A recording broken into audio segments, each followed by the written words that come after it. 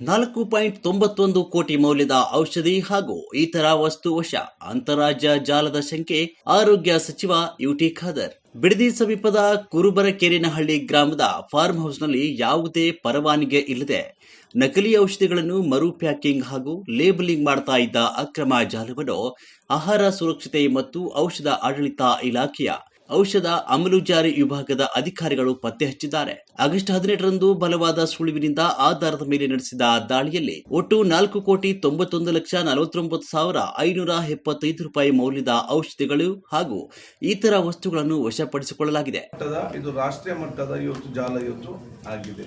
ಅದಕ್ಕೆ ನಾವು ಇವತ್ತು ಕೇಂದ್ರ ಸರ್ಕಾರ ಕೂಡ ಇದನ್ನು ವಹಿಸಿಕೊಂಡು ಅವರಿಗೆ ಬಹುಶಃ ಇವತ್ತು ಉನ್ನತ ಮಟ್ಟದ ತನಿಖೆ ಕೂಡ ಅವರಿಗೆ ಅಲ್ಲಿಂದಲೂ ಕೂಡ ಇವತ್ತು ಆದೇಶ ಮಾಡ್ಬೋದು. ಇದನ್ನು ಅದಕ್ಕೆ ನಾವು ಇವತ್ತು 5 ಕೋಟಿಗಿಂತ ಜಾಸ್ತಿ ಇದೆ.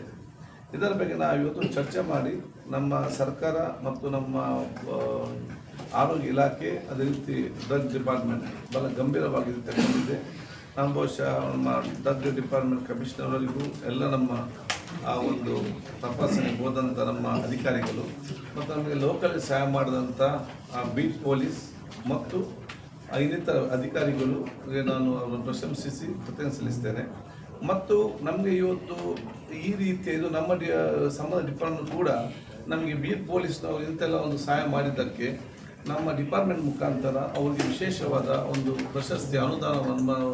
ಪ್ರಶಸ್ತಿಯನ್ನು ಮುಂದಿನ ದಿನ ಅವರಿಗೆ ನಾವು ಕೊಡ್ತೇವೆ, ಬಹುಮಾನವನ್ನು.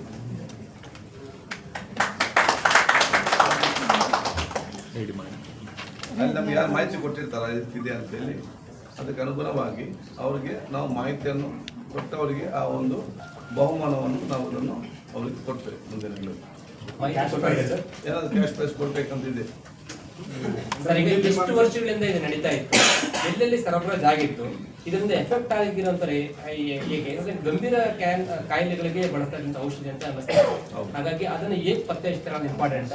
ಈಗಾಗಲೇ ಸರಬರಾಜು ಆಗಿರೋದನ್ನ ತಡೆ ಹಿಡಿತೀರಾ? ಔಷಧಿ ಮೆಡಿಕಲ್ ಶಾಪ್ಗಳಿಗಿರ್ಬೋದು ಅಥವಾ ಅದನ್ನ ಸರಬರಾಜು ಮಾಡ್ತಕ್ಕಂಥ ಕಂಪ್ನಿಗಳಿರ್ಬೋದು, ಅವಳಿಗೆ ಏನಾದರೂ ಇಂಟಿಮೇಷನ್ ನೋಟಿಸ್ ಕೊಡುವಂಥದ್ದಾಗುತ್ತೆ. ಅದನ್ನ ಈಗ ಆವತ್ತು ನಾವು ಎಲ್ಲೆಲ್ಲಿ ಹೋಗಿದ್ದೆ ಏನಂದ್ರೆ ಮಾಹಿತಿ ನಮಗೆ ಸಿಗ್ತದೆ. ಅದಕ್ಕೆ ಈಗ ನಮ್ಮ ರಾಮನಗರ SP ಅವರು ಅದನ್ನು ನಡೆಸ್ತಾ ಇದ್ದಾರೆ. ಅದಕ್ಕಾಗಿ ನೀವೇನು ಹೇಳಿದ್ದೀರಿ ಎಲ್ಲ ಅದಕ್ಕೆ ಸಂಬಂಧಪಟ್ಟ ಹಾಗೆ ಇದಕ್ಕೆ ಸ್ಪೆಷಲ್ ಟೀಮ್ ಒಂದು ಪೊಲೀಸ್ ಇಲಾಖೆ ಮತ್ತು ಡ್ರಗ್ ಒಂದು ಸ್ಪೆಷಲ್ ಟೀಮನ್ನು ಇವತ್ತು ನಾವು ಇದಕ್ಕಾಗಿ ಮಾಡಬೇಕಂತ ಹೇಳಿಕೊಂಡು ನಾವು ಇವತ್ತು ಆಲೋಚನೆ ಮಾಡಿ ಅದನ್ನು ಮಾಡ್ತೇವೆ. ಜಾಯಿಂಟ್ ಟೀಮ್ ಸ್ಪೆಷಲ್ ಇನ್ವೆಸ್ಟಿಗೇಷನ್ ಮಾಡೋದ್ರ ಜೊತೆಗೆ ಖರೀದಿದಾರರಿದಾರಲ್ಲ ಸರ್, ಮೆಡಿಕಲ್ ಇಲ್ಲ ಯಾವ ಆಸ್ಪತ್ರೆ ಯಾವ ಫಾರ್ಮಸಿಟಿ ಶಾಪ್ ಇದರ ಮಧ್ಯೆ ಬರುವಂಥ ಏಜೆಂಟ್ ಯಾವುದು, ಇದರ ಮಧ್ಯೆ ತೆಗೆದುಕೊಂಡು ವೆಹಿಕಲ್ ಯಾವುದು ಮತ್ತು ಅಲ್ಲಿಂದ ಬರುವಂಥ ಡೆಹ್ರಾಡೂನ್ ಮತ್ತು ಹಿಮಾಚಲಿಂದ ಮತ್ತು ಇಲ್ಲಿಗೆ ಯಾವ ವೆಹಿಕಲಲ್ಲಿ ಬರ್ತದೆ, ಅದು ಲಾಜಿಸ್ಟಿಕ್ಸ್ ಯಾರು, ಮುಟ್ಟುವಸುವರು ಯಾರು, ಇವರೆಲ್ಲರಿಗೂ ಬಂದು ಸೇರ್ತಾರೆ. ಎಲ್ಲರ ಆರೋಪಿಗಳು ಇದರಲ್ಲಿ.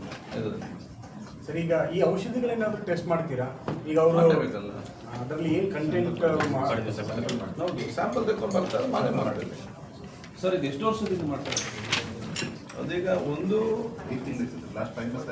ಈಗ ಅವರು ಹೇಳಿದ್ದ ಪ್ರಕಾರ ಇವತ್ತು ಲಾಸ್ಟ್ 5 ಮಂತ್ ಹೇಳ್ತಾರೆ. ಅದನ್ನು ನಂಬಲಿಕ್ಕೆ ಆಗುವುದಿಲ್ಲ. ಅದೆಲ್ಲ ಕೂಡ ತನಿಖೆಯಲ್ಲಿ ಬರ್ತದೆ.